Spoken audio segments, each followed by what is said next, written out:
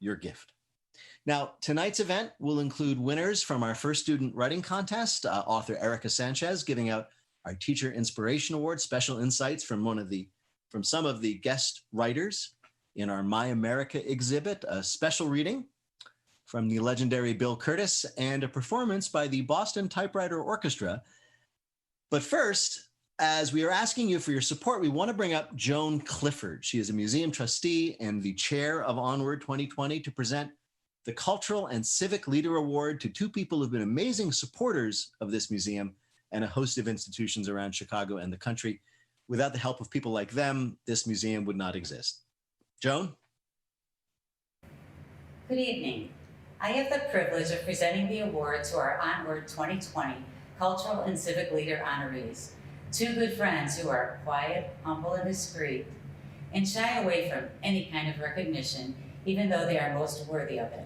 Roger and Julie Baskes. Roger and Julie have been lifelong and very generous supporters of the arts and culture in our great city. Both Roger and Julie have a deep love of books and literature, as well as a keen understanding of how to encourage and instill an appreciation of the fundamental importance of reading and writing to the next generation. According to our museum's founder, Malcolm O'Hagan, Roger's wisdom, counsel, and advice were pivotal to the opening of this museum in Chicago. In Malcolm's own words, the museum would not exist today were it not for the help and invaluable advice he received from Roger. Roger and Julie's kindness and generosity is shown and recognized throughout Chicago and beyond. They endowed the Roger and Julie Baskes Department of Special Collections at the Newberry Library, where Roger served as chairman of the board, and where Roger also received a very prestigious award which honors individuals who have made outstanding contributions to the humanities. Roger and Julie endowed the Baskes Rotunda at the Ellis Rappaport Center for Education at the Goodman Theater, where Roger serves on the Board of Trustees and has been a very valuable member over the years. I serve on that board with Roger and can attest to that. Roger, you can always count on Roger.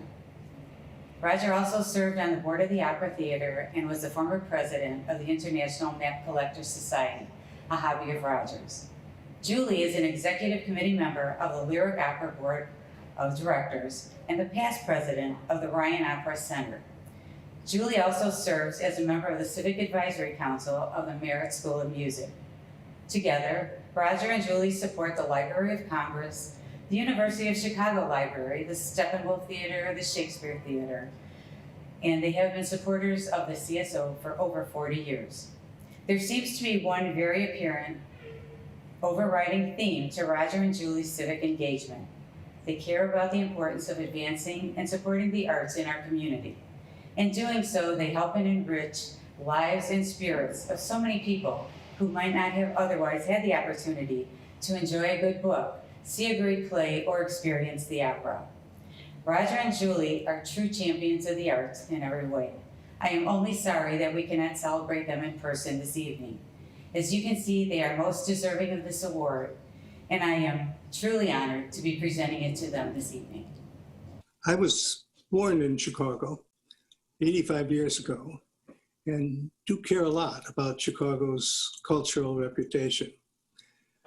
But when I met Malcolm O'Hagan and Werner Hein and found that they were planning an American Writers Museum in Chicago, I was surprised, even skeptical.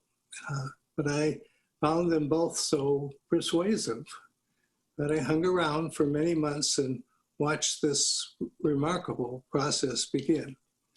In just a few years, the museum's space itself and what goes on in it has fulfilled our fondest hopes. Julie and I are especially pleased at the degree to which the Writers Museum enriches other Chicago cultural institutions by educating our school children about literature, history, and music. Our libraries, theaters, and live music need American writers, readers, and audiences, who we hope will later include many of these children. Julie and I are very proud to be among those of you who were founders and supporters of the American Writers Museum, and very proud to be honored by you in this way. Thank you for that, and be well. When I was in grade school, my favorite day of the week was Friday. Every Friday afternoon, I'd go to the local branch of the Chicago Public Library and check out as many books as I could carry.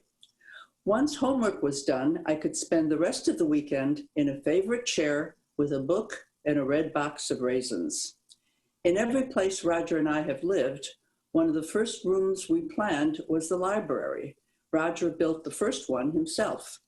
So it was an easy decision to support the American Writers Museum. Without writers, we wouldn't have books, and we'd all be poorer for it. Thank you for this honor, and thank you for joining us this evening.